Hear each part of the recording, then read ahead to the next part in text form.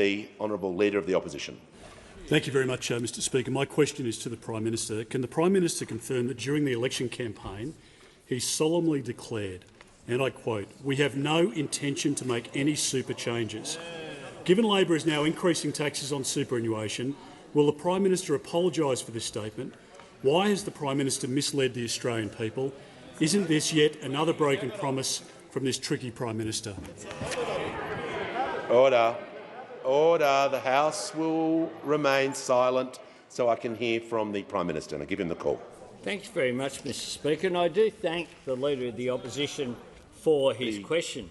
We have made our priority clear, and so has the Leader of the Opposition. Our priority is dealing with the $1 trillion of Liberal debt that we inherited off those opposite.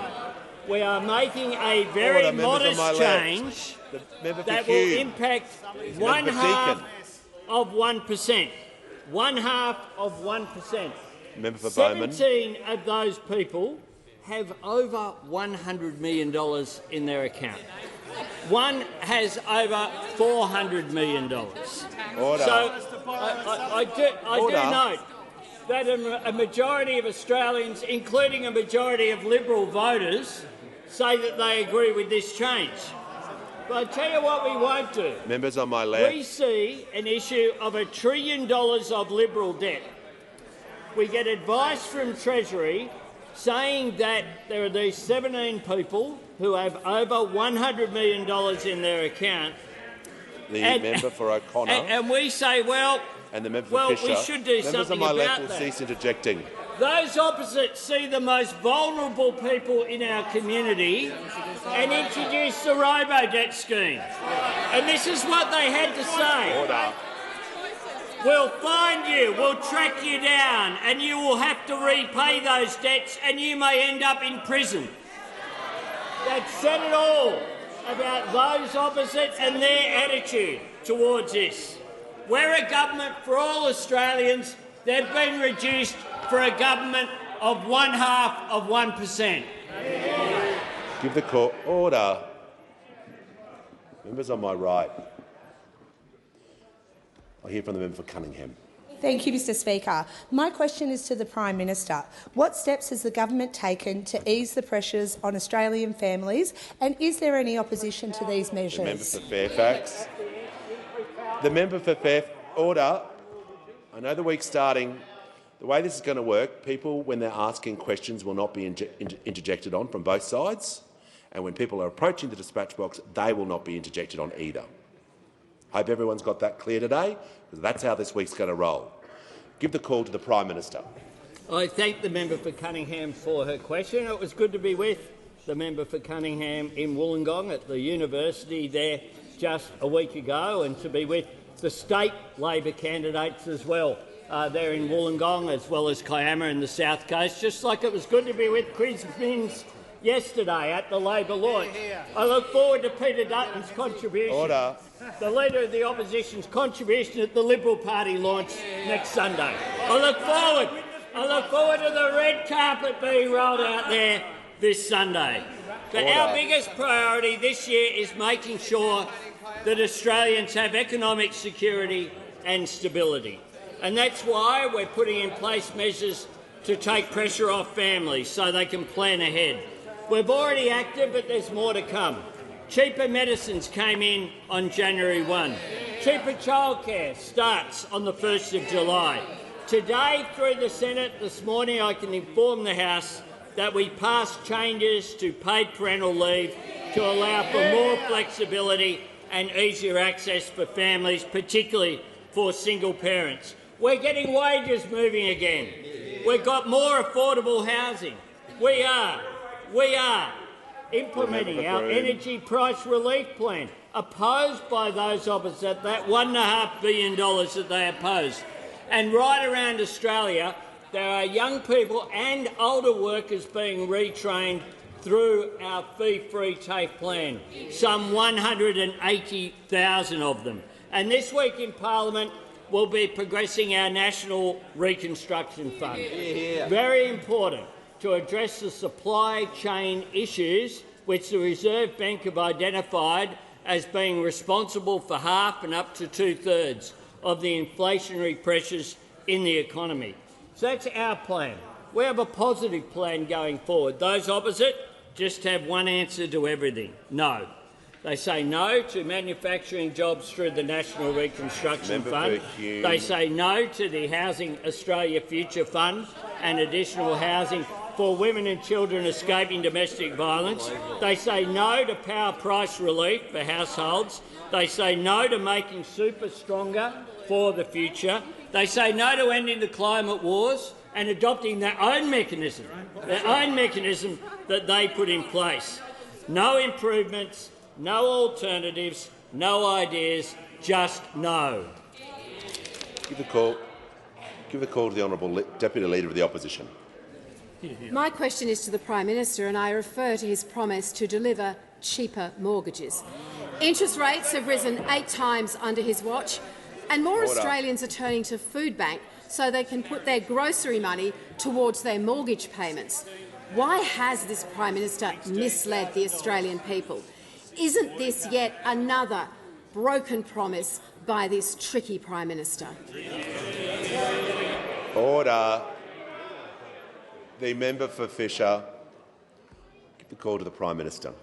Thanks very much, Mr Speaker. And perhaps if the Deputy Leader attends the New South Wales Liberal Party launch on Sunday, and she might get to speak, then she will get to speak about the shared equity scheme which I announced during our election campaign, and the shared equity scheme that is being promoted by the Liberal National Government in New South Wales.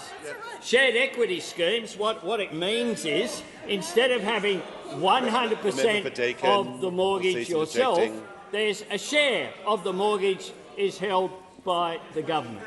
That's the scheme. That's the scheme. That's the scheme that New South Wales Liberal Government has announced. It's based upon the WA Liberal Party scheme. It's based upon the Victorian scheme. The WA scheme has been in place for many, many decades and has been a huge success, and I thank the member for her question. Order. Members on my left. Give the member for Longman. Give the call to the member for Dunkley. Thank you, Speaker. My question is to the Treasurer. What are the pressures on the Australian economy, and what is the Albanese Labor government's economic plan to address the inflation challenge in our economy? Give the call to the Treasurer. Thank you, Mr Speaker. Can I say to the member for Dunkley that her dedication and her determination is an inspiration to all of us, and can I say from a personal level thank you for all of the help and advice that she gives me when it comes to our economic plans and policies as well. I appreciate that a great deal. Mr Speaker, the National Accounts last week showed growth in the Australian economy moderating as expected, the inevitable consequence of the combination of global challenges and high inflation and rising interest rates. Now, our economy in the December quarter grew by 2.7% throughout 2022, faster than all of the major advanced economies and more than twice the growth of the OECD average. But it's a sign of the times, Mr Speaker, that even in one of the world's best economies, the inflationary pressures coming at us from around the world are still being felt very acutely around the kitchen tables of this country. Now, we know that the tightening in interest rates that began before the election is adding to the pressure on many people and on many small businesses as well. Australians are under the pump, and when interest rates go up, it does make life that bit harder. Now, tomorrow, as honourable members are aware, the Reserve Bank will make its decision on interest rates. We don't preempt those decisions, but clearly the market is anticipating a further increase. Now, the bank takes its decisions independently, and that independence is an important feature of our economic system. The government's job, the job that this government has taken responsibility for and embraced, is to focus on what we can do in government to get on top of this inflation challenge. Now, there are welcome signs, Mr Speaker, that the inflation challenge in our economy has peaked. There are encouraging signs that we are getting on top of it, but inflation will be higher than we'd like for longer than we'd like, and we need to acknowledge that. So our three-point plan is all about relief for people doing it tough, repair of our broken supply chains and restraint in the budget as well. And a meaningful part of that budget restraint was our decision on superannuation last week. Now, this was a modest change and a sensible choice for a budget which is absolutely heaving with $1 trillion in Liberal Party debt. When Australians are doing it tough, Labor's highest priority is targeted cost of living relief in a more responsible budget. The Liberals' highest priority is bigger tax breaks for people who already have tens of millions of dollars in superannuation. The Treasurer will pause. The members on my right, I'll hear from the Manager of Opposition Business. Well, Mr Speaker, the question went to pressures on the economy and the Albanese Labor government's plan to address pressures on the economy. The Treasurer is now wandering into an attack on this side of the House. He's a serial offender and he should be brought back to the question. I could not hear what the Premier, Don't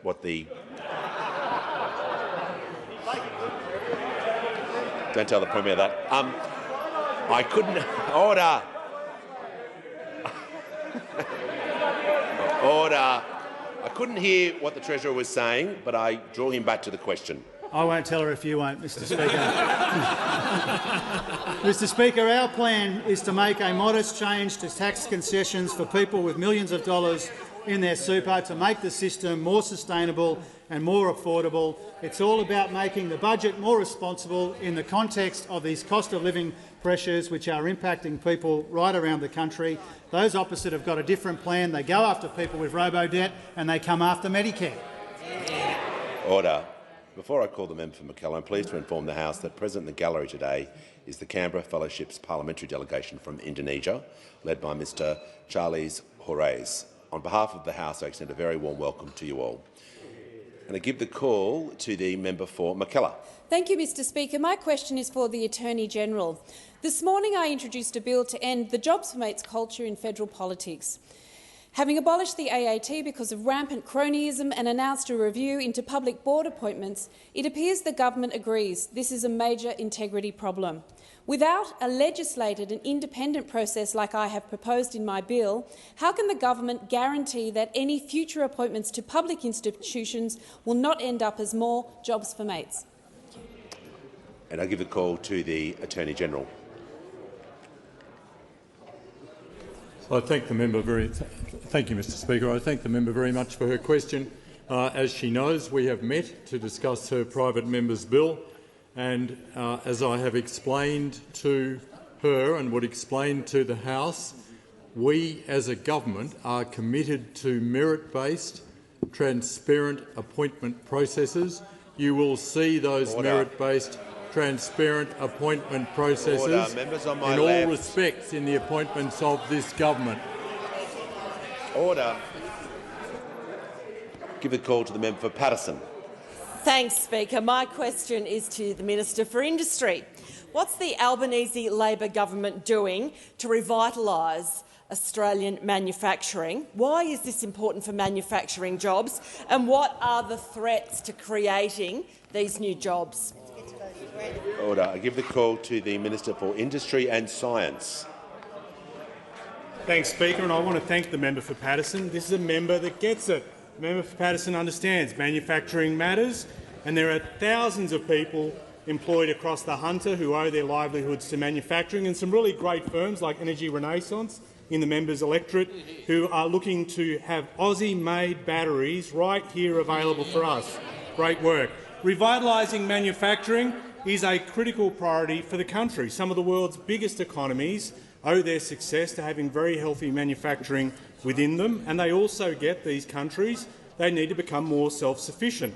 And the Albanese government gets this too. It's one of the reasons why we don't want our country to be reliant on concentrated or broken supply chains, and dealing with this is a big part of our plan to take up the fight on inflation and also put downward pressure on interest rates. It's why we, for example, calling on the parliament to join with us in setting up the $15 billion National Reconstruction Fund, one of the greatest investments in national manufacturing capability and living memory. And the growth capital that will be unlocked by the National Reconstruction Fund, crucial, good for the economy, good for industry and unbelievably good for jobs. nearly 900,000 Australians employed as a result of manufacturing in over 90,000 firms, one-third of which are employed outside of our capital cities. Our national ambition should be to see that number grow in our outer suburbs, in our regions, in remote Australia. Our other ambition should be to keep Australian companies onshore. Good ideas, jobs here. Made in Australia, made overseas. That's the big thing. That's the big difference. And I've met Australian businesses here and overseas who want a future made in Australia. Those firms, some of which have moved overseas, will sometimes cite how hard it is to get growth capital they need on home soil, which is precisely the issue the National Reconstruction Fund wants to deal with. This government knows how much Australians can't stand it when Australian firms have to leave our shores for a lack of support. Most Australians get it, except, it seems, the Liberal and National parties. The same parties who pushed auto manufacturing offshore, presided over a decade of neglect, voted against energy price relief to help manufacturers, and now they want to oppose manufacturers getting access to growth via the NRF. No to manufacturing, no to jobs, no to growth, no to Australian know-how. And when it comes to supporting the NRF and Australian manufacturing, those opposites say no way, no how. I would just ask manufacturers from our outer suburbs and regions who might be represented by a Liberal and National Party MP, just to ask those MPs why they only ever support manufacturing when there's a TV camera around. Order. Order. Give the call to the member for Cowper. Prime Minister, Ross and Cynthia are aged pensioners who live in South West Rocks in my electorate. This week they were told by their provider their new power bill is about to skyrocket by more than 40% to $474 per quarter. The Prime Minister promised Australians like Ross and Cynthia that he would cut their power bills by $275. Why has the Prime Minister misled the Australian people, and isn't this yet another broken promise by this tricky Prime Minister? Order. Members on my left. I give the call to the Prime Minister. I thank the member for his question, and I do hope that the member told Ross and Cynthia that he voted against $1.5 billion of energy price relief. Order. Members on my left. I hope he did. I hope he did. The member for Groom will stop yelling. That was a plan. The member for Groom that went through. Will cease interjecting. That went through every state and territory leader, Labor and Liberal. It's true there are no Nats there, so we don't know where the Nats would have stood. But every state Liberal leader, including the Premier of New South Wales, voted for this plan. And indeed responsible oppositions, such as the New South Wales opposition, voted for the plan as well. And you know what's happened as a result of the plan is that as a result of us announcing it, wholesale prices have halved as a result. And this is what Philip Lowe, the RBA governor, had to say just last week. Order. He said this: "This episode of high inflation has its origins mainly in developments on the supply side," something that the Minister for Industry was just talking about, "but over time, demand-side factors have become more prominent. It emerged in the wake of the COVID supply chain disruptions and Russia's invasion of Ukraine." That is what the Reserve Bank governor said last Friday. Now, we are dealing with that in a practical way. We brought forward legislation and indeed brought the parliament back here last December for extraordinary action due to the extraordinary circumstances which were there. You didn't. Order. Members on you my left voted against cease interjecting. $1.5 billion of assistance, and I hope you've told your constituents that. Order. It's far too much noise on my left. I'll hear from the member for Hunter. Thank you, Mr Speaker. My question is to the Minister for Infrastructure, Transport, Regional Development and Local Government. How will the National Reconstruction Fund deliver jobs and investment to communities across regional Australia? And why would any regional Australians be opposed to this investment? Give a call to the Minister for Infrastructure, Transport, Regional Development and Local Government. Thank you very much, Mr Speaker. And can I thank the member for Hunter, who's making an enormous contribution to this place. It's so fantastic to have another regional member who understands just how important that manufacturing is to our regions, unlike those opposite. It's why we are so determined to make sure that one of the key positive changes that Australians voted for at the last election is actually introduced, and that is the National Reconstruction Fund. It's a $15 billion fund that will provide finance to projects that will diversify and transform Australia's industry and our economy, securing our supply chains and increasing our national sovereignty when it comes to manufactured goods. It will make Australia more productive, it will give Australians more jobs, and it means that we will make more things here in this country. The fund will be the biggest investment in manufacturing capability in living memory. So why would anyone be opposed to it? When you look at the priority areas for investment, you can clearly see that the vast benefits will flow to regional Australians. Value adding in critical minerals, agriculture, forestry and fisheries, defence and transport, renewables and low emissions technologies. All of these industries are focused in regional Australia. Just last week I held a roundtable to guide the establishment of the Jet Zero Council here in Australia. The meeting included representatives of airlines, our airports, investors, feedstock producers, scientists and fuel producers, all unified by a desire to grow a sustainable aviation fuel industry here in this country to help what is a really hard-to-abate sector. It is exactly the kind of industry that the National Reconstruction Fund, alongside the Clean Energy Finance Corporation, can be supporting. And that is good news for regional Australia because that is exactly where the jobs will be. Sugarcane, sugar milling in North Queensland, canola in Western Australia and tallow all across the country. It can all be used to create sustainable aviation fuel, and all can be the engine room for a new generation of clean jobs, clean energy and clean manufacturing here in this country. It's just one example of one industry, but there are jobs and opportunities that should be unleashed right the way across Australia, and the National Reconstruction Fund will do just that. With all of those benefits, why would anyone be opposed to the National Reconstruction Fund? Who wouldn't want to see more jobs and investment in regional Australia? Who wouldn't want to see more regional manufacturing? Who wouldn't want to see regional Australia benefit from manufacturing jobs? Those opposite, that's who. Give the call. Order. Members on my right. Give the call to the member for Hume. Thank you, Mr Speaker. My question is to the Prime Minister.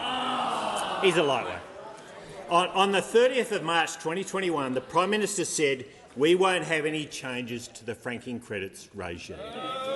Why has the Prime Minister misled the Australian people? Isn't this yet another broken promise from a tricky Prime Minister? Order. Members on my right. The member for Deakin.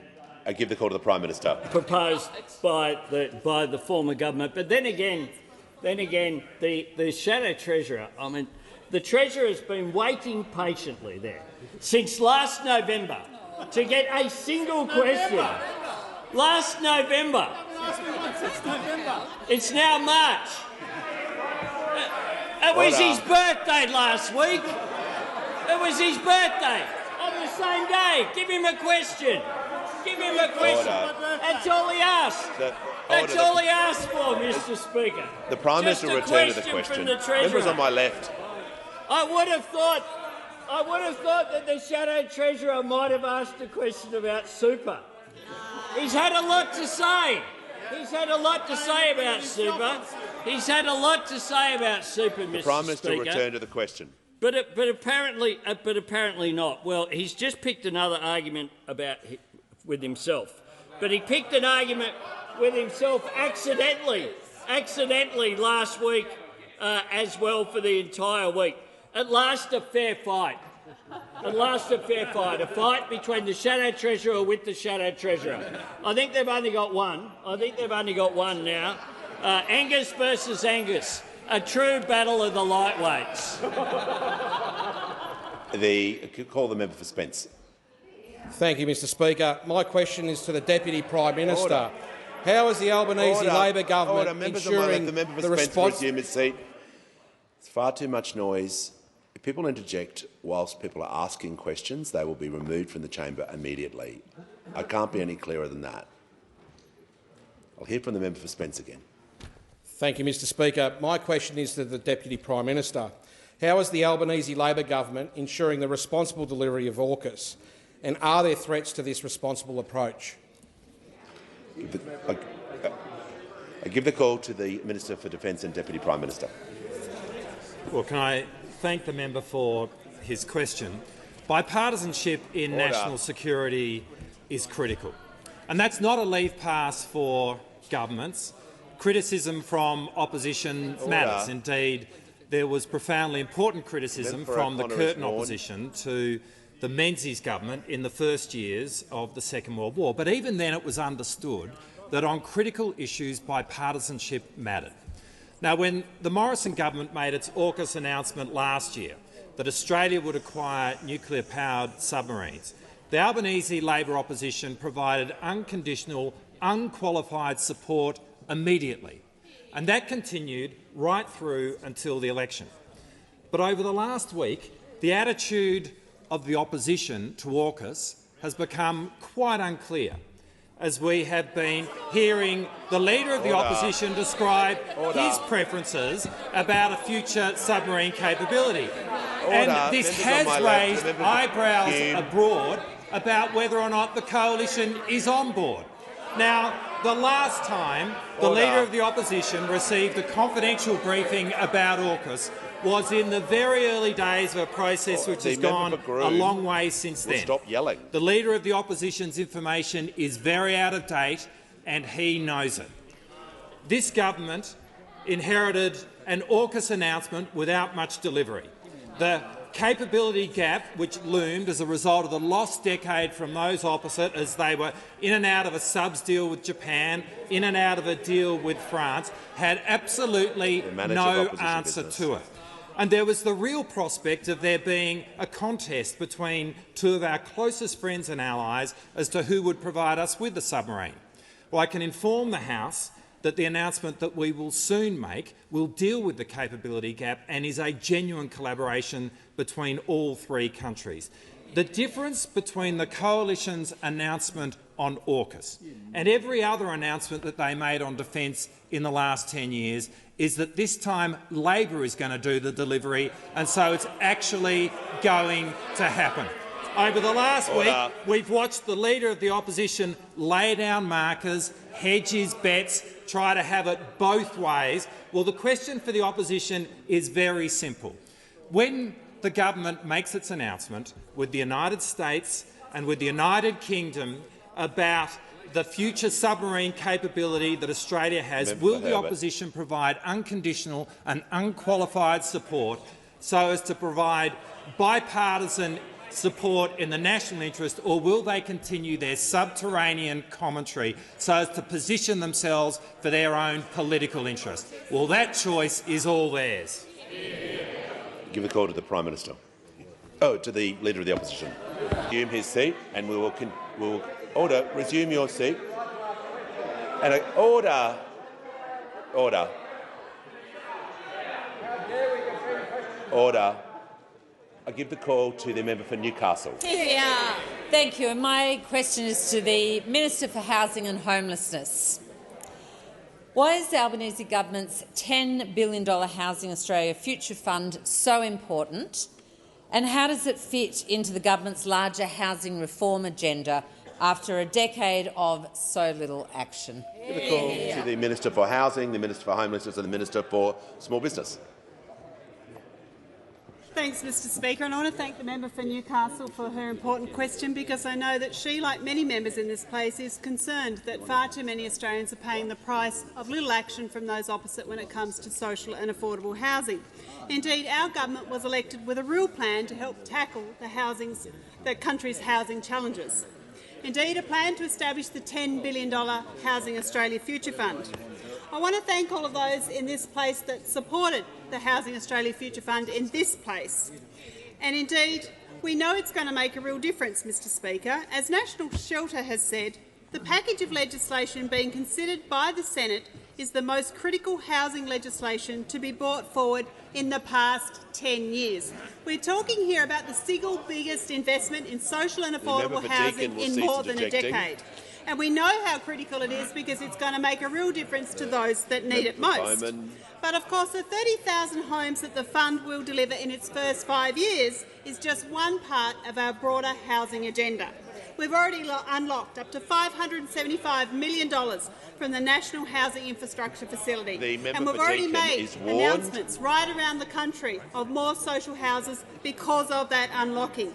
Of course, in the last budget, we announced the Housing Accord, 10,000 affordable homes additional, and that will be matched by the states and territories with another 10,000 affordable homes. And of course, we're working with the states and territories on the future of the $1.6 billion per annum in the National Housing and Homelessness Agreement. The interim National Supply and Affordability Council has already had its first meeting, and of course it will be providing independent advice to tiers of government about how to make housing more affordable and how to get more homes on the ground more quickly. The Council will also provide advice, critical advice, into the new National Housing and Homelessness Plan that will fit with the National Housing and Homelessness Agreement. And of course our regional first home buyer guarantee that we brought forward, Mr Speaker. 2,000 Australians are already in their first home sooner because of that guarantee. Indeed, the Help to Buy scheme will soon be introducing to support eligible Australians to purchase their own home sooner. It's astounding to me, Mr Speaker, that we've still got people on the other side that are saying no to our agenda, particularly the Housing Australia Future Fund. Indeed, they're saying no to more homes for women and children fleeing family violence. They're saying no to more homes for women at risk of homelessness. They're saying no to building more homes for veterans who are at risk of homelessness. Indeed, they're saying no to more Australians, particularly those Australians that are doing it tough, that are relying on this social and affordable housing. Every single day we delay in this place means no homes on the ground for people that need it critically, and those on the opposite need to say yes in the Senate when the legislation gets there next week. I give the call to the honourable member for Ryan. Thank you, Speaker. My question is to the Environment Minister. Recently you quietly issued, late on a Friday afternoon, your decision to approve Labor Party donor Santos a licence to frack 116 new gas wells in Queensland until 2077. The International Energy Agency recently showed that Australia's methane emissions from coal and gas could be 60% higher than now accounted for. Why are you approving new gas wells that will make the climate crisis worse? Give the call to the Minister for the Environment and Water. Thank you very much, Mr Speaker. And I think the first thing to say is that imputation is unworthy and insulting. The second thing I'd like to point out to the honourable member is that the project she's talking about is a 1.3% expansion of a project that's been going for 8 years. A 1.3% expansion of a project that has been going for 8 years. To listen to the member opposite, you'd think it was something quite different.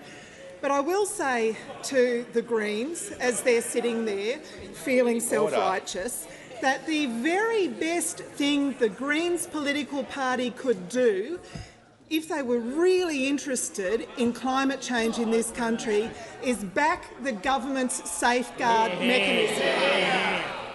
Those sitting up there in that corner should not make the same mistake they made in 2009 when they voted with Tony Abbott and Barnaby Joyce to block action on climate change. Because what they delivered last time was more emissions for longer and a Liberal government. That's what they delivered last time. I am proud of what we're doing on this side of the parliament. It's the Albanese Labor government that is delivering real action on climate change with a legislated path to net zero emissions, with a pledge on methane, with real action to protect the ozone layer, with $20 billion to rewire the nation so we can put more renewable energy into our electricity market, with $3 billion in the National Reconstruction Fund to support low emissions technologies. Are you going to vote for that? Are you going to vote for the $3 billion for low emissions technologies? Why don't you answer that question? Order. The best thing that those opposite can do, if they sincerely want to see real action on climate change, is support the government's safeguard mechanism. Don't make the same mistake as 2009. Back the National Reconstruction Fund and get on board for our measures addressing climate change. Give the call to the member for Bendigo. Thank you, Speaker. My question is to the Minister for Veteran Affairs. What support is the Albanese Labor government providing to veterans and their families who are at risk of homelessness? Give the call to the Minister for Veterans Affairs and the Minister for Defence Personnel. Thank you, Mr Speaker. I thank the member for Bendigo for this important question and for her ongoing advocacy for the veterans and families in her electorate. And of course, we understand that rising cost of living pressures and higher interest rates are hitting a lot of Australians hard, including our veteran community. The Albanese Labor government has an ambitious reform for housing to make sure that more Australians can have safe and affordable place to call home. Indeed, nearly 6,000 contemporary veterans can experience homelessness in any 1 year. And so the Department of Veterans Affairs is working with the community housing sector, including through a partnership with the Community Housing Industry Association and ex-service organisations, to develop veteran-specific resources to assist community housing providers in supporting veterans who are experiencing homelessness. These resources also introduce an industry standard for providing housing services to veterans.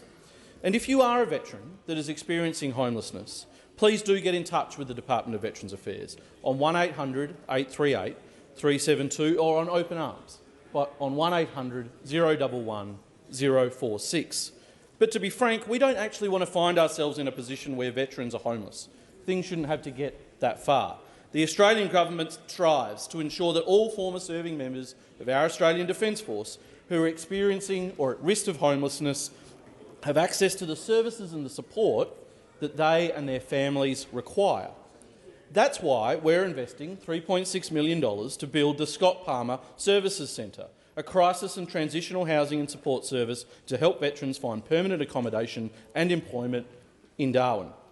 It's why our $30 million commitment to build more housing and fund specialist services for veterans and families who are experiencing or at risk of homelessness is so very important. And that's just one part of our $10 billion Housing Australia Future Fund. This is the single biggest investment in social and affordable housing by a federal government in more than a decade. And there are some excellent organisations around Australia who are standing by to provide housing relief to our veterans and want to provide that support. These organisations have proposals just like the Scott Palmer Centre in Darwin or the existing Andrew Russell Veterans Living Program in South Australia, but they're hamstrung without the passage of the Housing Australia Future Fund legislation. Indeed, even the member for Jagga Jagga came and approached me the other day with another program that could support veterans experiencing homelessness. People have examples of these around the country. But for some unfathomable reason, the opposition wants to stand in the way of more coordinated support for veterans who are experiencing homelessness or at risk of homelessness. Order. Every day that we have to wait is another day that veterans have to wait to get access to the support they need for homelessness because of this opposition. Give the call to the honourable member for Flinders. My question is to the Prime Minister. Before the election, the Prime Minister said he would stand by the legislated Stage 3 tax cuts. Will the Prime Minister rule out any changes to the Stage 3 tax cuts, or will this be the next broken promise from this tricky Prime Minister? Order. Order. Give the call to the Prime Minister. Thanks very much, Mr Speaker. I thank the member for Flinders for her question, and we've made our priority very clear, and so have the Liberals. We now have the first commitment from the Leader of the Opposition which is on tax issues. He will, if he's successful at the next election, with the support, I assume, of the member for Flinders, if she's successful, the members on my left. he will introduce better tax concessions for those people who have $100 million in their bank account, now in their super account. Member for Hume. So he finally, Order. having gone through The Leader of the Opposition will cease interjecting. Almost a year as Opposition Leader, having had his first budget reply without having a single policy to put forward. Order. We now have one, and we expected some questions The Prime about it Minister today. will pause. The member for Groom is on a warning and is on thin ice. Order.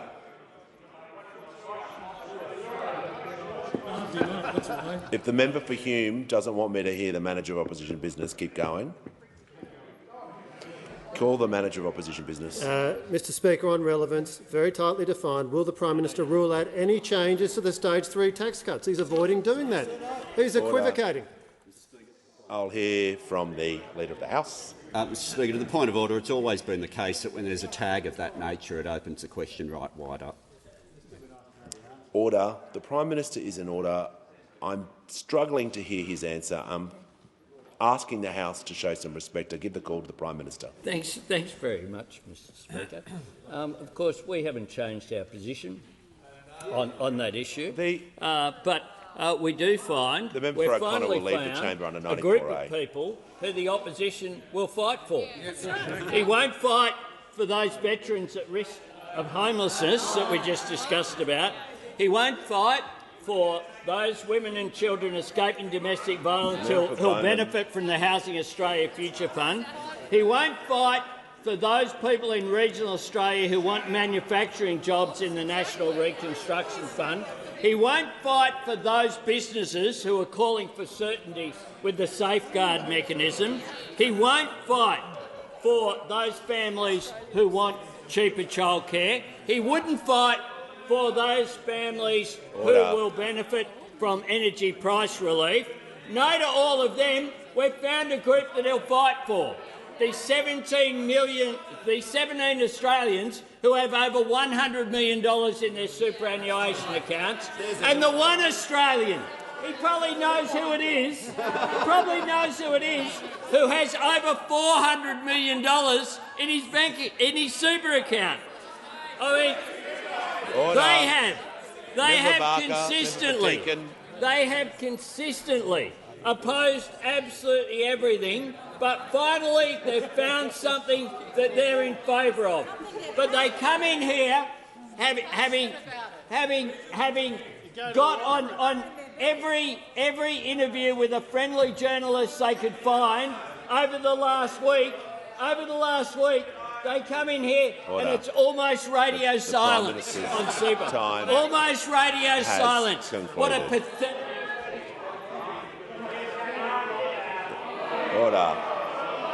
Order.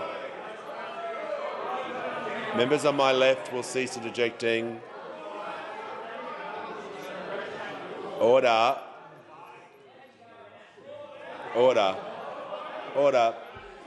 The member for Deakin and the Prime Minister will cease interjecting. I give the call to the member for Chisholm. Thank you, Speaker. My question is to the Minister for Climate Change and Energy. How is the Albanese Labor government working to ensure Australia is on track to meet our emissions reduction targets? Why is policy certainty so critical in this area? Great question. I give the call to the Minister for Climate Change and Energy. Thanks very much, Mr Speaker. I thank the honourable member for her question. I know, because she and I have discussed it, how important it was for her in one of her first acts in this parliament to vote with the government and the crossbench to pass our Climate Change Act, which enshrines our targets in the law of the land. And now the task, of course, Mr Speaker, is to implement those targets and get on with the job. And an important part of doing that is the government's safeguard reforms, Mr Speaker, which of course cover around a third of our emissions, our 200 biggest emitters across Australia. and our reforms will reduce emissions by 2030 by 205 million tonnes, which is very important to achieving those targets. And importantly, Mr Speaker, the House and the Senate will get a chance to vote on an element of those reforms, which is below the baseline crediting, which is the incentive for businesses to reduce their emissions even further than they are required to by the law, by the government. And this is very important, Mr Speaker, and the honourable member asked me about the need for certainty, and the need for certainty is very clear in regard to this, and certainty on behalf of all members of the House, Mr Speaker. And in relation to the one matter in which the House will get a chance to vote on this matter, in relation to the legislation, we've always been very clear that we give credit where it's due. This was a policy of the previous government as well, to reduce these baselines. In fact, not only was it a policy they announced in government, it was a policy they announced during the election campaign, Mr Speaker. Not just the Liberal Party, the coalition, the official LNP coalition policy said we will legislate safeguard crediting mechanism. Mr Speaker, that was the policy released on the 24th of April 2022, Mr Speaker. That was their policy, and there's been even more developments, Mr Speaker. We heard not so long ago from our old friend, the member for Hume. Always a crowd favourite on this side of the House, Mr Speaker. We look forward to his interviews with eager anticipation. Might not be unanimous view across the House, but on this side of the House, we look forward to them. And he went further. He not only said it was their policy, he claimed they'd already legislated it when they were in government, Mr Speaker. He said, we had, on the 7th of February this year, he said, we had a crediting mechanism that was very effective and it worked, Mr Speaker. He claimed they'd already legislated it when, in fact, they had not. So those opposite have gone from saying they would legislate it to saying they had legislated it to now saying they're against legislating it, Mr Speaker. This is the policy consistency we've got from those opposite. Now, we know they had 22 energy policies in 9 years. They've had 3 policies on safeguards in 3 weeks, Mr Speaker. If you're going to be the alternative government of Australia, you have to have some consistency. You have to have a little bit of logic, Mr Speaker. Under this Leader of the Opposition, they have none of any of the above. Give the call to the member for Kooyong. Thank you, Mr Speaker. My question is for the Minister for Health. Order. The member for Kooyong will resume her seat. The member for Riverina will cease interjecting when members are asking questions. I'll give the call to the member for Kooyong. I'm sorry? I give the call to the member for Kooyong to begin your question. I'm sorry, could you repeat that? I give the call to the member. Order. I give the call to the member for Kooyong. I'll be there before you are. My question.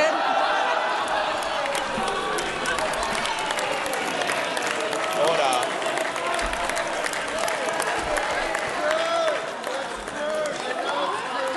Order.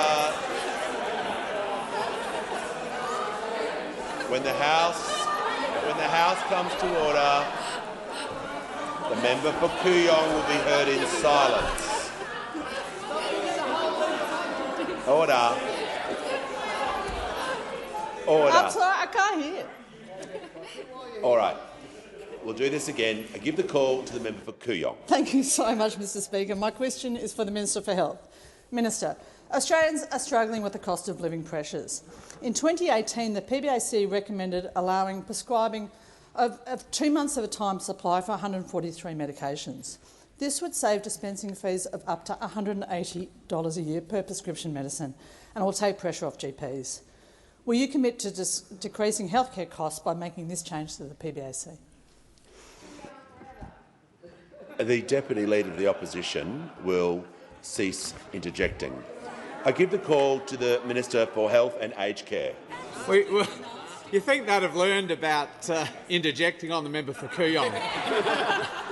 But this is an opposition that doesn't appear to learn, Mr Speaker. Order. I thank the member for Kooyong for her question, and I appreciate the contribution that members of the crossbench, particularly those with such long experience as health professionals, are making to a really difficult debate about healthcare right now. It's never been harder to see a doctor. It's never been more expensive to see a doctor. And at a time of really severe cost of living pressures, just those basic questions about whether you can take a script to your pharmacist and have it filled, or whether that will place too much of a burden on your household budget, are real pressures on hundreds of thousands of Australians. We've heard from the ABS that almost 1 million Australians every year either defer or go without a script that their doctor has given them as important for their health because of household budget pressures. Now, for the first time in 75 years, on the 1st of January, there was a substantial cut to the price of general patient scripts, down from $42.50 to $30, and already that has saved tens of millions of dollars for many Australians. Made a real difference not only to their household budget, but importantly to their health care as well. The member for Kooyong is right that the PBAC has made other suggestions about ways in which that cost of living pressure, but also the convenience of patients can be improved and those pressures can be alleviated in terms of the number of times they need to go to GPs, get scripts or go to the pharmacist to have their medicines topped up. We're obviously looking at all of those options. There's a budget process underway. We're looking at all of the options available to government to make access to health care better and easier for patients, and to make the cost of health care, including the cost of medicines, even cheaper. So I'm not in a position to make any particular announcements this afternoon, Mr Speaker, but I thank the member for Kooyong for her question. These are all matters that we take very, very seriously, because we know, in spite of the fact that the change we introduced on the 1st of January has already had an enormous impact, enormous beneficial impact on patients, a change supported very strongly by the community pharmacy sector. There is much more that we can do, and we're examining all of those options very closely. Order. Order. The member for Fairfax and the member for Lindsay will cease interjecting, and the Minister for Health will cease interjecting. So I can hear from the member for Bean. Speaker, my question is to the Minister for Government Services. What has the Royal Commission into Robo-Debt uncovered about what was said in public by former ministers in charge of the unlawful scheme versus what they actually believed? And how many robo-debts were raised between the 29th of May 2019 and the 19th of November 2019? I give the call to the Minister for the National Disability Insurance Scheme and the Minister for Government Services. Thank you, Mr Speaker. I thank the member for Bean for his question. In the most recent block of hearings at the Royal Commission into Robo-Debt, we've heard from Professor Renee Leon, former Secretary of the Department of Human Services, Timothy French, DHS Legal Counsel, and the member for Fadden, then the Minister for Human Services. Specifically, Mr French testified that in a meeting in early July 2019, the member for Fadden was verbally briefed that the Australian Government solicited opinion that Robo-Debt was on very shaky grounds, testimony which Professor Leon corroborated in her own evidence. Further evidence was led that on July the 31st, the member for Fadden appeared on the ABC's Insider program, defending Robo-Debt and stating, amongst other things, that in 99.2% of the cases the debt was correct. 99.2%, he said. However, last week, under questioning by the Royal Commissioner, the member for Fadden admitted that he knew that what he was saying was false. The Royal Commissioner said, and I quote, "Commissioner, your evidence was that you could not raise a debt based solely on averaging." Member for Fadden: "That was my belief, yes." Commissioner: "And in 90% of those cases, that is exactly what was happening under the program to your knowledge." Minister: "That is correct." Commissioner: "So what you said there, to your knowledge, at the time was false." Minister: and this is very, very, very interesting. "My personal view, yes, but I'm still a government minister. And it is still a government program, and that was the approach the government had signed off on." The basic position of the evidence of the member for Fadden was that Cabinet solidarity allowed him as a minister to give statistics that he did not believe on Robo-Debt to the Australian... Immediately. I'll hear from the Manager of Opposition Business. Well, Mr Speaker, you've given a ruling on several occasions on this matter. You've said what you are less comfortable with is putting a construction on the evidence or the drawing of conclusions about the conduct of individuals who are parties to the proceedings. Now, I've listened very carefully to what the minister has had to say, and he has now crossed that line, and he should be reminded of your ruling, and he should comply with it, Mr Speaker. I'm just going to ask the minister to either state from the transcript or give a page number or something to do with the order so I can hear him in silence from the chamber. So if he does cross the line into giving a statement about a concluded view, he will be brought to order, but I give him the call now. I say this in all collegiality, but I thank the manager for opposition business for giving me the chance to go to the precise quote. Member for Fadden, at page 4220, they were the numbers from the department based on the working approach and how the program was being run. That were the accepted figures. And as a dutiful cabinet minister, ma'am, that's what we do. Then the commissioner replies, misrepresent things to the Australian people. The evidence was very idiosyncratic for the member for Fadden. The story that was being put in the Royal Commission last week is that there's a doctrine of collective ministerial responsibility that allowed the previous government to mislead the people. Order. The minister cannot. Has the minister concluded his answer? The minister has concluded his answer.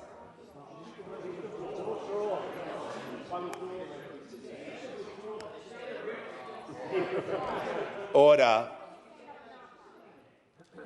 I want to hear from the member for Mallee. Thank you, Speaker. My question is to the Prime Minister. For more than 20 years, Ian Mortlock has operated a tomato-growing business in my electorate. Under this government, Ian's company endured a 400% rise in gas prices for his last contract. He has been quoted a new price, but despite the government's much-hyped gas price caps, it's still so high it will damage his business. The Prime Minister promised Australians like Ian that he would cut their power bills by $275. Why has the Prime Minister misled the Australian people? Isn't this yet another broken promise by this tricky Prime Minister? Just remind the member she was well out of time with that question. There was a question at the end. I'm just going to order for the point of clarity. I'm just going to ask the member just to state the question. Why has the Prime Minister misled the Australian people? Isn't this yet another broken promise by this tricky Prime Minister? It's a very broad question. I'll give the call to the Prime Minister. We brought the parliament back last December to put a cap on gas prices. We put it back. Order. We put it back. Members on my left will cease interjecting. The member opposite voted against it. The member opposite also voted against the $1.5 billion $1.5 billion of energy price relief that the member opposite voted against. So I hope that the member tells her company that she voted against the cap on gas prices and that she voted against the $1.5 billion of energy price relief. Order. We'll hear from the member for Cornwall. Thank you, Mr Speaker. My question is to the Attorney-General. How important is it for ministers to act in accordance with the law? I give the call. Order. I give the call to the Attorney-General. Thank you very much, Mr Speaker, and I thank the member for Cornwall for her question. When we set up the Robodebt Royal Commission shortly after coming to government, the degree of dishonesty and shocking lack of probity and lack of integrity of the former Liberal government was already very well known. But the painstaking work of this Royal Commission has uncovered an even greater degree of wrongdoing than many of us had anticipated. Last week, the member for Fadden revealed to the Commission that while he was the minister responsible in 2019, he had serious doubts about the legality of the robo-debt scheme. And despite those doubts, this is what he also revealed, the member for Fadden continued to publicly defend the scheme and use fake statistics that he knew to be false. When asked about this at the Royal Commission, the member for Fadden said, "Cabinet made me do it." I can reassure this House that there is nothing— Order. The Attorney-General will take a break and I'll hear from the Manager of Opposition Business. Well, Mr Speaker, again the principle is that a minister should not be putting a construction on the evidence or the drawing of conclusions. Now, I will give the member for Maribyrnong credit that he was quoting from precise verbatim pieces of evidence. You would have thought the first law officer of the nation would also adopt that same principle. Resume your seat. Just remind all ministers not to give a concluded view whilst the Royal Commission is underway, and I'd ask the minister to refer directly to evidence in his answer, and I'll give him the call.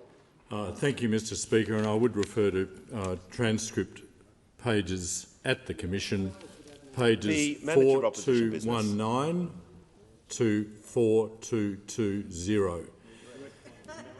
The damage done by behaviour that we've seen revealed at this Royal Commission weakens the bond of trust between voters and elected representatives. Voters are entitled to the most basic expectations that those in power abide by the law. The Attorney-General will resume his seat. The Minister for Skills will cease interjecting. I'll hear from the Manager. Mr Speaker, it is extraordinary this point needs to be made about the conduct of the First Law Officer of the land, but the Royal Commission is specifically tasked with finding facts and drawing conclusions, and for this reason you have rightly ruled, as have previous speakers, that there is a distinction to be drawn between reporting facts and putting a construction on the evidence or the drawing of conclusions. That is precisely what the Attorney-General has repeatedly done in this answer. I'll hear from the Leader of the House. Thanks, Mr Speaker. The comment from the Attorney-General that point of order was just raised against was, and I think I'm quoting precisely, those in power need to abide by the law. Now, it's extraordinary that that's controversial, and that does not need to be seen. That does not need to be seen through the lens of interpreting specific pieces of evidence. It can't be the case that the standing orders don't allow the Attorney-General to make clear that members of the government need to obey the law. I'm just going to remind the Attorney-General not to make any conclusions or give his opinion about what happened at the Royal Commission, and if he's got an answer relating to evidence, I ask him to provide that to the chamber. Otherwise, I will sit him down. He can, in conclusion, continue his answer. Thanks very much, Mr Speaker. And let's move away from the Royal Commission. When Labor came to government, it was very clear that there was an urgent need to restore integrity and transparency, which had been so badly eroded by the former Liberal government. The former Liberal government reneged on their promise to establish a national anti-corruption commission. They ignored calls for a robo-debt royal commission, and now we know why. The Albanese Labor government has been left with a very big clean-up job to do, but we've already made important progress, including by legislating for a national anti-corruption commission that will be up and running in coming months. The robo-debt debacle is just one shocking example of what can happen when governments throw accountability aside, when they act as if they're above the law. It must never happen again. Give a call to the member for Casey. My question is to the Prime Minister. Kieran, who runs Hutch & Co Cafe in Lilydale, a small business in my electorate of Casey, is bracing for the cafe's power bill to increase by $2,438 this year. The Prime Minister promised Australians like Kieran that he would cut their power bills by $275. Why has the Prime Minister misled the Australian people? Isn't this yet another broken promise by this tricky Prime Minister? Give the call. Order. Give the call to the Prime Minister. Order. I thank Kieran for his question, or the member for Casey for his question about Kieran, a constituent in his electorate, and I hope that he can tell Kieran that the parliament sat last December and we passed a significant plan.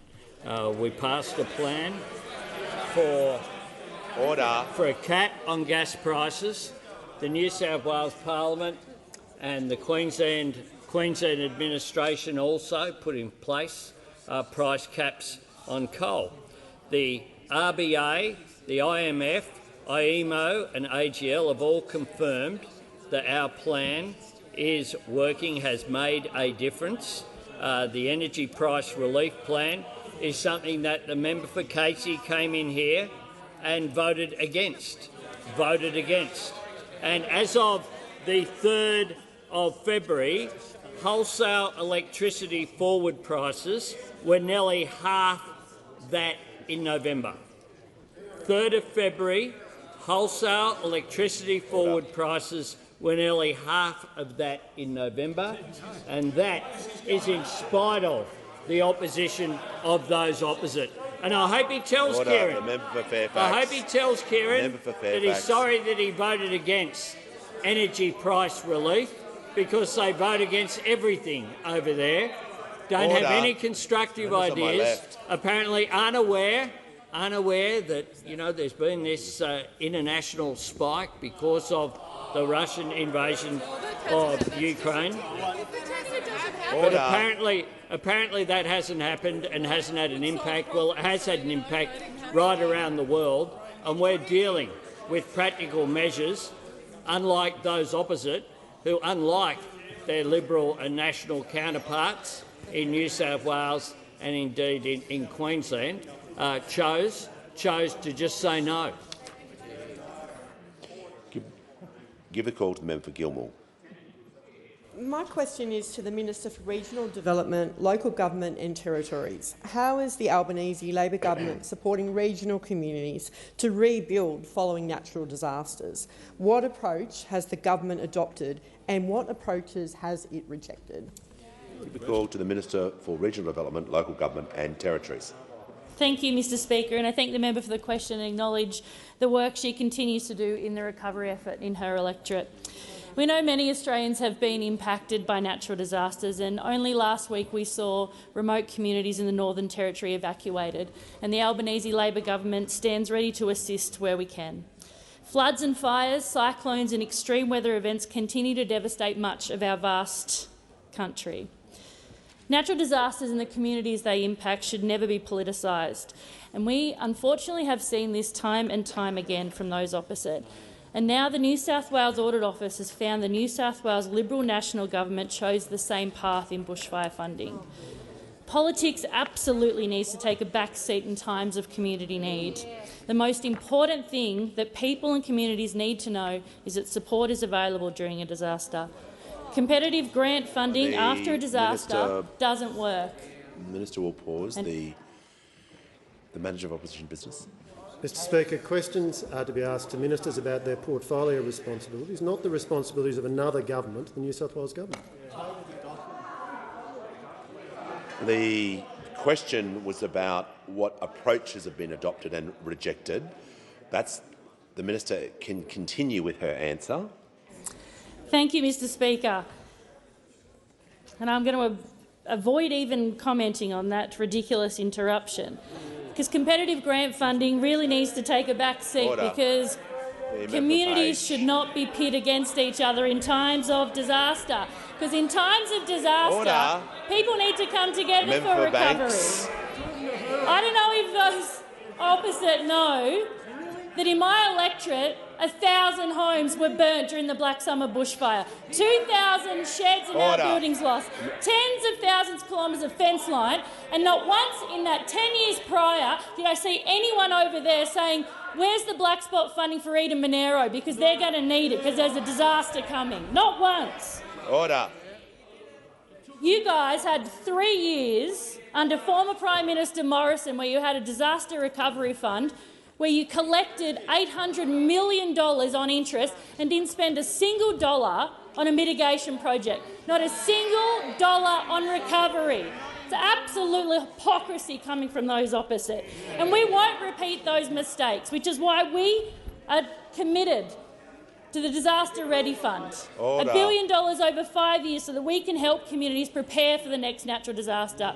Flood levies, evacuation centres, cyclone shelters. We know it's important, and we know regional communities do best when they work together. When they're not politicised, we get outcomes. Grant funding doesn't need to go to the North Sydney pool. And those opposite should have thought about that when they sent regional dollars there.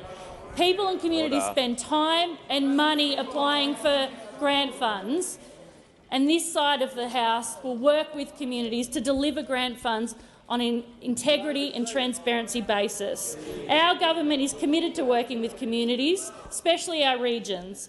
Our Powering the Regions plan and the National Reconstruction Fund will bring investment into our regional communities on a transparent basis. Has concluded.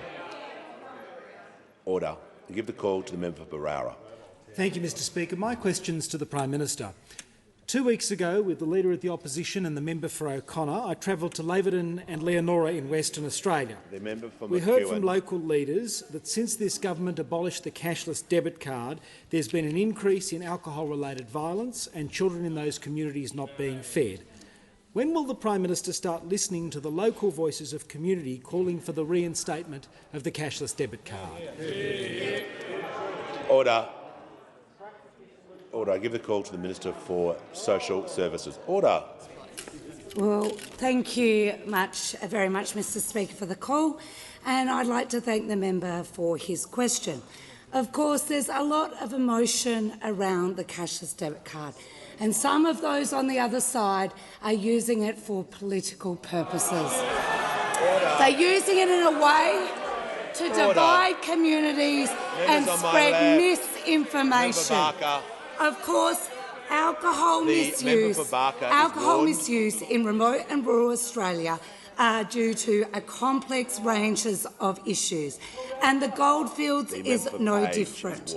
Of course, having a look at, of course, reports from the Goldfields have been from local police who have reported, as I've stated in this place, that there has been an increase of movement from the NG lands to Kalgoorlie, Leonora and Laverton this summer.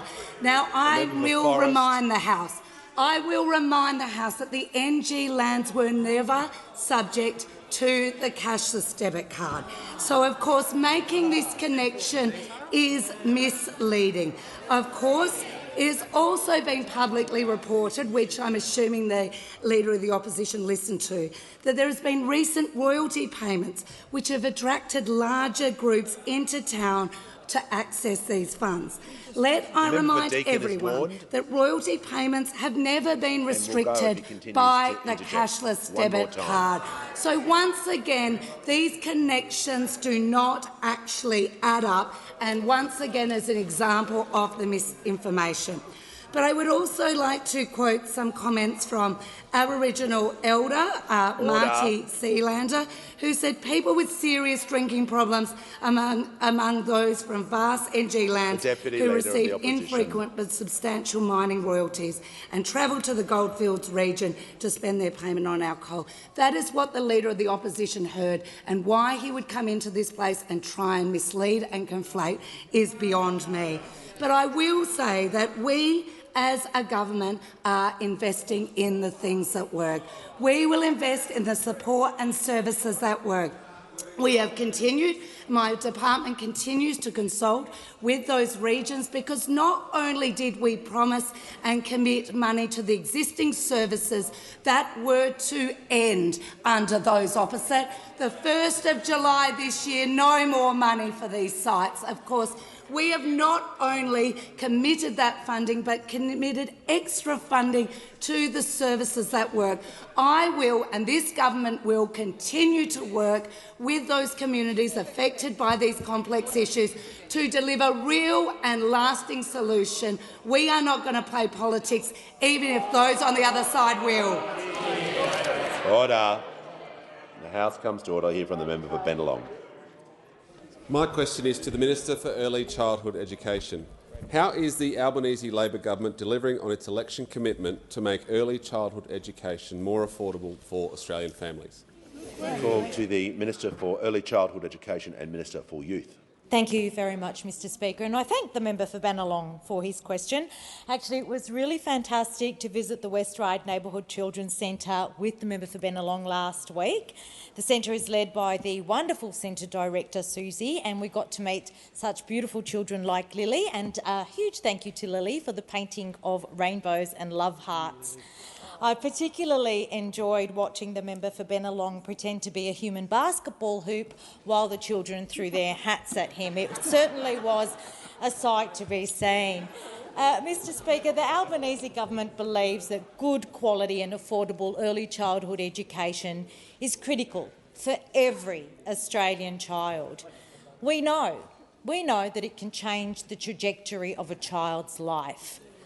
But the benefits, of course, go beyond just children. A well-functioning early learning system pays a triple dividend. It sets children up for a great start in life, it helps families get ahead, and it builds our economic prosperity by supporting workforce participation. And our reforms that were introduced last year will make early learning more affordable for over 1.2 million families right across Australia in electorates like Bennelong, starting from the 1st of July. It's just one of the ways that the Albanese government is providing responsible relief to families that will make a huge difference to their household budgets. The reforms will enable more primary carers, who are predominantly women, to return to work, to take on extra work if they so wish, to contribute to the household income, to go back to university or back to study if they so wish. And I visited early centres right across Australia, from Bennelong to Reid, to Swan, to Boothby, to Wills and Aston. And everywhere I go, families are telling me how relieved they are that the Labor government is living up to its promise and making it more affordable for early childhood education.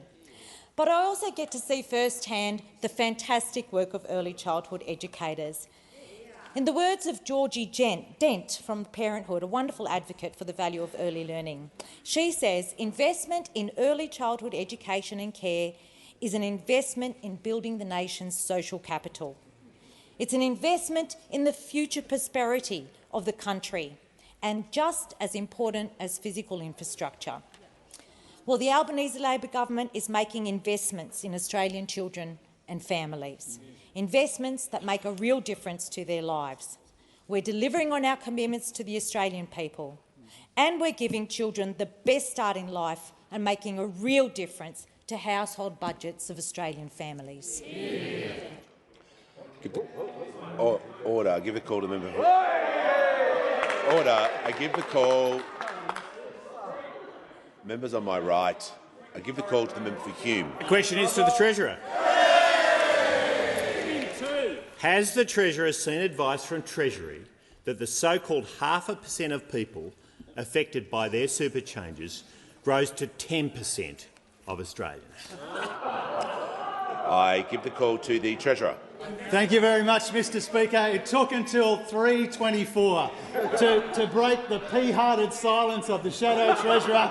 3:24. We had to sit here for an hour and a half to wait for a question from the Shadow Treasurer. He hasn't asked me one since November, Mr Speaker, and after all of that waiting, that's the best that he can come up with. What a joke, Mr Speaker. Now, the answer to his question is this. And I know that it comes from questioning in the Senate, where they did have the courage to ask some questions about superannuation in the Senate today, not like the pea-hearted approach of those opposite here at the Shadow Treasurer. But the answer that the Shadow Treasurer is referring to, is that right now, in 2025, less than half of 1% of people will be impacted. Order. By the time we— let me Order. finish. Let me wait for it. Wait for it. Let me finish. By the beginning of next decade, it will be around 1%. And the answer that Senator Gallagher, Minister Gallagher, the great finance minister in the other place, gave a moment ago is in 30 years, 1 in 10 people will be impacted by it. This is the number that the Shadow Treasurer thinks is some kind of stunning insight. The lengths that they will go to, Mr Speaker, the lengths that they will go to hide what should be their shamefaced embarrassment. Order. That we can't get a question. We can't get a question from the Shadow Treasurer about energy bills. We can't get about housing affordability. We can't get about manufacturing and the National Reconstruction Fund. But this bloke will go to the wall for 0.5% of people getting big tax breaks in the superannuation system.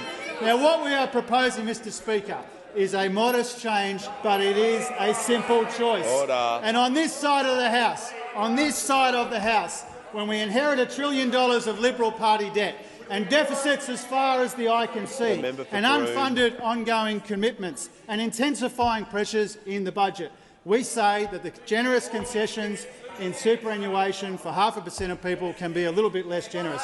We know what those opposite do when the budget's under pressure. They victimise and they demonise people, the most vulnerable people in this country, with robo-debt. And they come after Medicare like the member for Dixon did the last time that the Liberals were in office. Now, Mr Speaker, as those opposites splash around and thrash around in the shallowest and muddiest puddles of political opportunism, on this side of the House, the adults will continue to make serious decisions about serious pressures on the budget that we inherited from those opposite. And we will continue to make the right calls for the right reasons to clean up the mess that they left us. Order. Give the call to the member. Order. The member for Hume and the Treasurer will cease interjecting.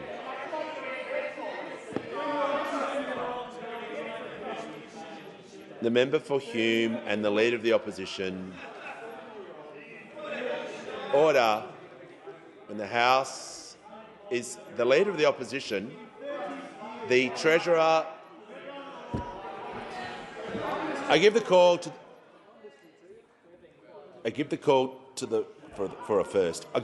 the member for Macon. Thank you, Mr Speaker. Mr Speaker, my question is to the Minister for Defence Industry. What steps is the Albanese government taking to deliver defence capability and support Australian defence industry? Why are these policies important, and how do the policies of the Albanese Labor government compare to a decade of coalition neglect? I give the call to the Minister for Defence. The Treasurer and the member for Hume are warned. That sort of yelling across the chamber is completely unacceptable. You are both on warnings.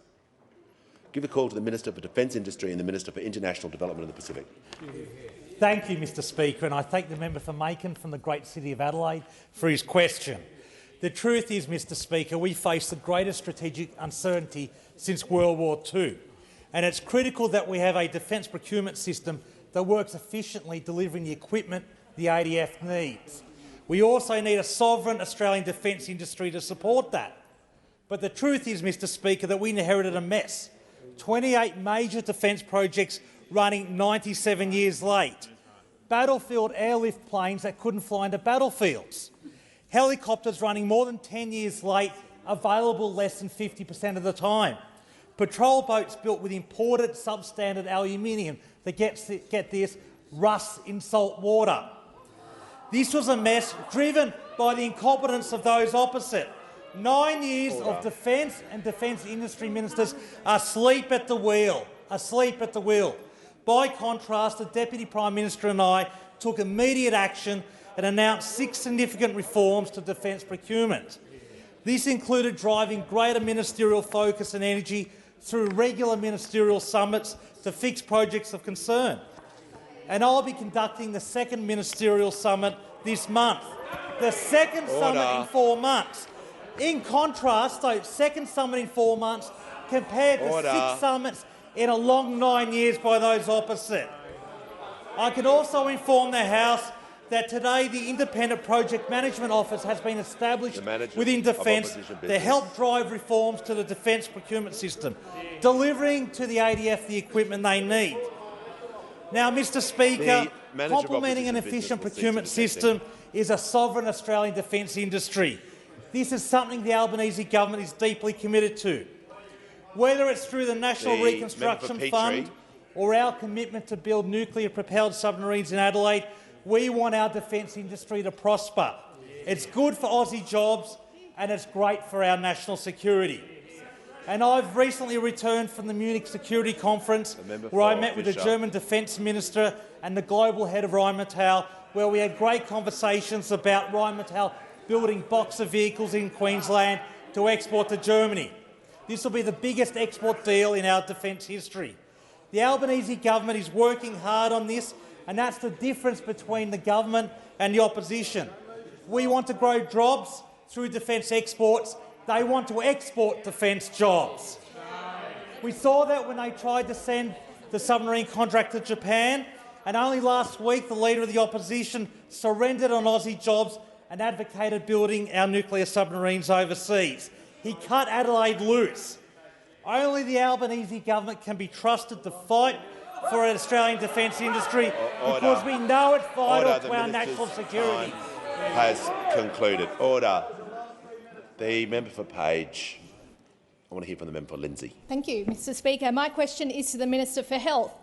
Last week I met with a young woman from Western Sydney about her petition, Make Medicare-funded access to 20 psychology sessions permanent, which has received over 41,000 signatures. She said it's extremely infuriating to hear the Health Minister say consumers of mental health are not asking for this decision to be overturned, when I know my supporters have sent countless emails to his office. Why isn't the Minister listening to people with lived experience, and when will the Minister return the psychology sessions he cut? Order. The Minister for Health and Aged Care has the call. Thank you, Mr Speaker, and I thank the member for Lindsay for her question.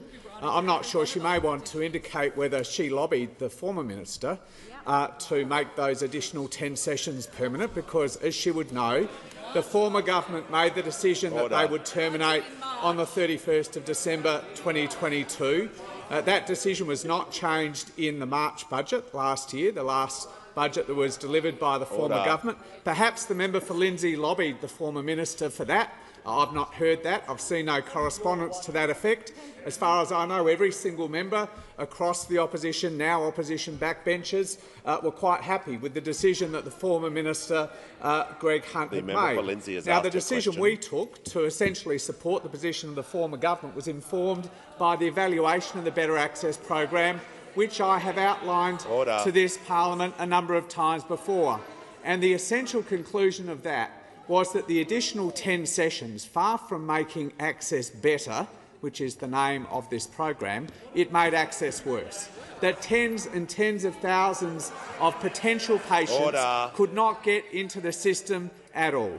The evaluation also found that the additional 10 sessions did not go to people with any more complex needs than those who are not getting the additional 10 sessions. Well, I hear an interjection from the member for Lindsay that it's not true.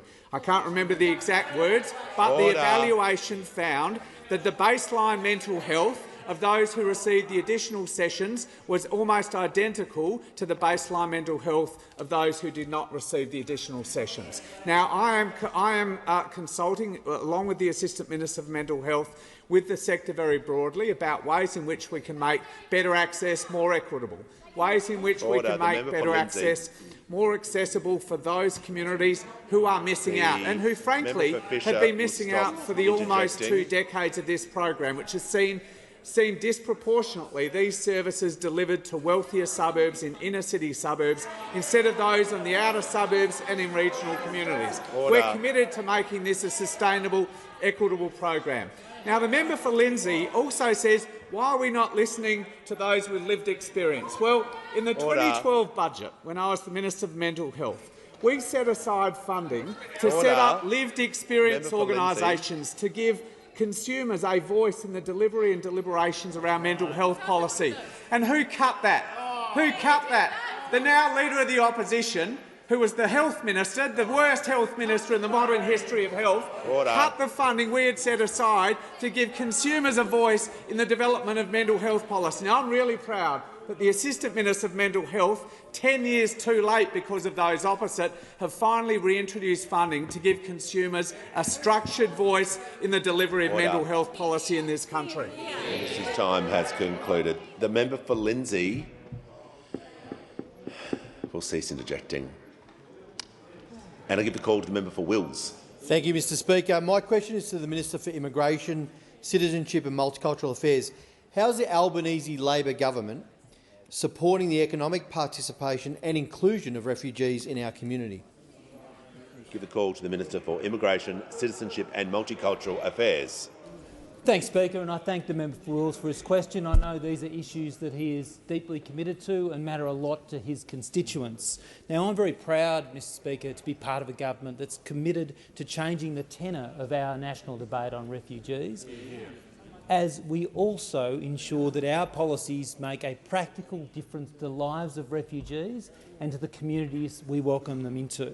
And this government understands that a successful humanitarian program must consider the entire settlement journey of a refugee, from the point when someone steps off a plane in Australia for the first time to gaining secure employment. We're dedicated to making sure that our newest Australians are able to rebuild their lives, not just in safety, but with stability, security, and so that they can fulfil their potential and make the contribution to communities that are so desperately needed and which is so important to each one of those entrants. Now, we also believe in the power of a strong community sponsorship model, and I acknowledge that's something that's shared across this chamber, I believe. I believe that's something we all support. But critically, we are committed to making this additional to the government refugee intake. We know that through harnessing the enthusiasm and the generosity of the Australian community, we are able to match UNHCR-referred refugees with local community groups who provide an extraordinary support, an extraordinary wraparound support, practical and in-kind support, settlement integration support, including lots of help with finding housing, navigating the journey towards schooling for children, work and learning English. From Gosford to Wonthaggi, we've seen families welcomed with open arms by their sponsors and wider communities who are helping them navigate the journey into Australian society, helping them to more quickly fully participate in their communities and the economy. I'm so pleased that many of these entrants are already participating in the labour market.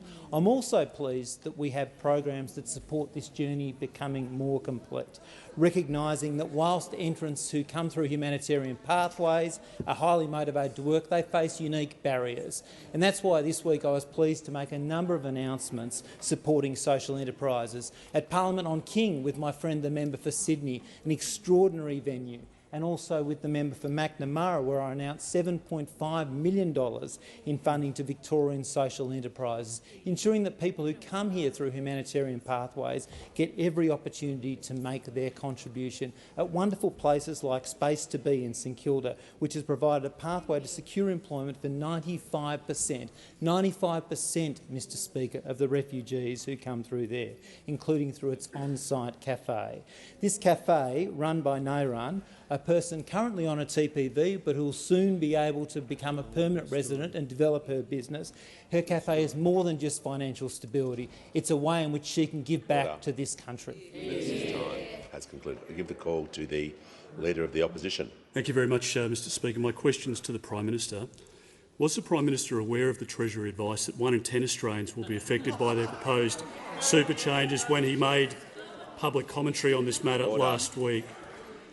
If so, Prime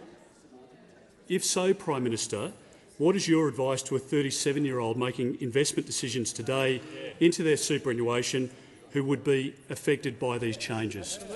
Give the call to the Prime Minister. You didn't index Division 293. Order. My advice.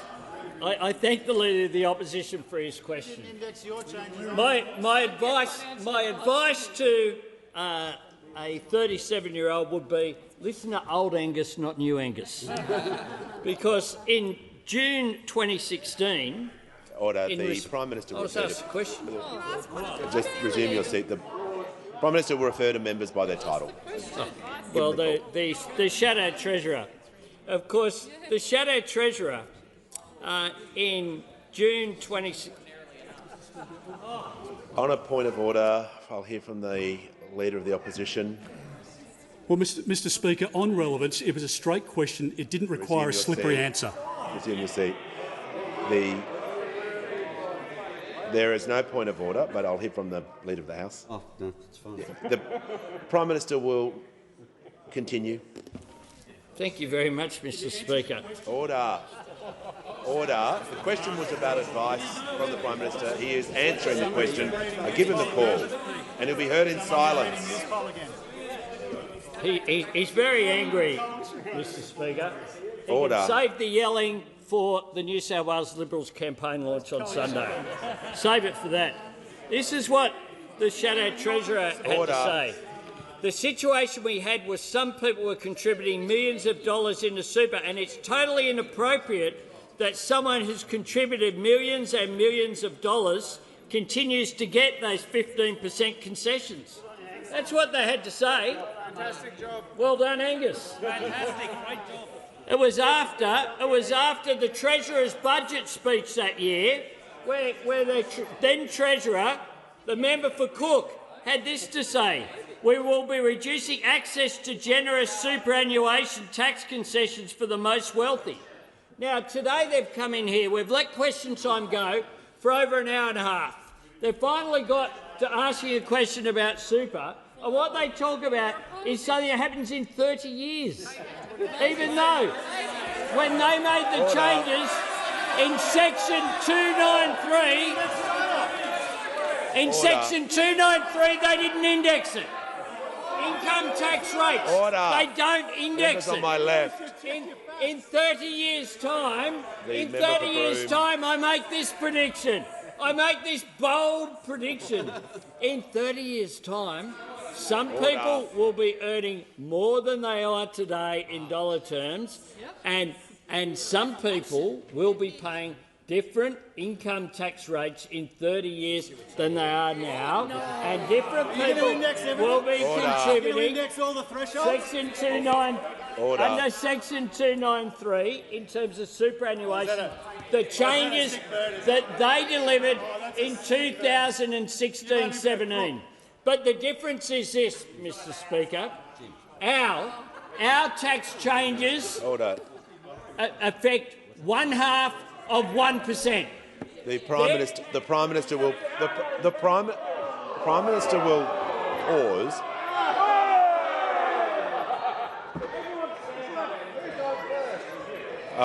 I'll hear from the member. Order. One at a time. Order. The House will come to order.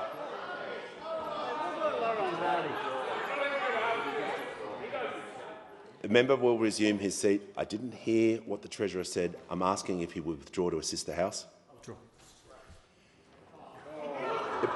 Order. The Prime Minister has the call. The difference is this. Our changes affect 1/2%. Their changes affected 4%. 4%. They weren't indexed. They had an impact of $5 billion. $5 billion. Our modest changes. Prime Minister's time has concluded. Order. Hear from the member for Fremantle. Thank you, Mr Speaker. My question is to the Minister for Aged Care. This weekend marked the anniversary of the shocking final report from the Royal Commission to Aged Care Quality and Safety. What actions is the Albanese Labor government taking to address the aged care crisis and to deliver the care that older Australians deserve? Give the call to the Minister for Aged Care and Sport. I thank the member for Fremantle for his question, and I know that he has been very engaged with aged care facilities in his electorate, like the Italian Village, a facility that provides culturally and linguistically diverse care to older Australians. March 1 marked 2 years since the Royal Commission into Aged Care Quality and Safety's shocking final report was tabled in the Parliament. It was damning in its assessment of the aged care system. It showed us stomach-churning evidence of how our most vulnerable people were being treated, maggots in the wounds of older Australians and 2/3 of people in residential care malnourished or at risk of malnourishment, people who were supposed to be being cared for literally not getting enough food to eat. The Royal Commission told us all that we must do better, we must be better, and this government is not wasting a single day. These are not new problems, but we are giving new energy to fixing them. And we have already directly addressed 37 Royal Commission recommendations. That is 4 times more than what those opposite did in 17 months. We are putting nurses back into nursing homes 24/7 to improve clinical care and to reduce trips to hospital. We are putting in mandatory minimum care minutes from the 1st of October this year, a deserved pay rise for our workforce to recognise their work properly, a rise supported by this government. The STAR rating system to increase choice, accountability and transparency, the inaugural code of conduct to protect older people, capping home care charges and exit fees to stop the rorting, and enhancing safeguards for restrictive practices. And this only scratches the surface of the critical reforms that we have and have to tackle in the coming months and years as we are working hard to set up the sector for long-term success. Aged care has had a very difficult decade, Mr Speaker, but I see a bright, positive and ambitious future for this sector. Those opposite do not share this optimism. They continue to talk down the sector. They continue to talk down the recommendations of the Royal Commission. They even talk down the need for round-the-clock nursing and for the right to older people to access round-the-clock nursing. The Minister will pause. I'll call the Manager of Opposition on a point of order. Again, it goes to relevance. The question was that the actions that this government has taken to address the aged care crisis, it was not an invitation to go into the record of the previous government. I ask the Minister to return to the question. She has the call. Mr Speaker, I'm talking about the urgent need for reform in aged care asked of us by the Royal Commission due to the actions and neglect of those opposite. Because you could certainly, they might accuse us of rushing reform in aged care. You certainly couldn't accuse them of rushing anything in aged care because it is very hard to rush neglect, Mr Speaker. You really have to let it wither on the vine. They could not commit to 24/7 nurses. They could not commit to a base standard of care minutes for our older Australians. They could not commit to a pay rise for aged care workers. But they remain steadfastly committed to neglecting the duty of care and the standard required in aged care. This government will not apologise for being ambitious for aged care. We will keep working, we will keep fighting, even though the reform required is complex, it is difficult. We remain committed to the task. We remain committed to older Australians. I call the Prime Minister. Order.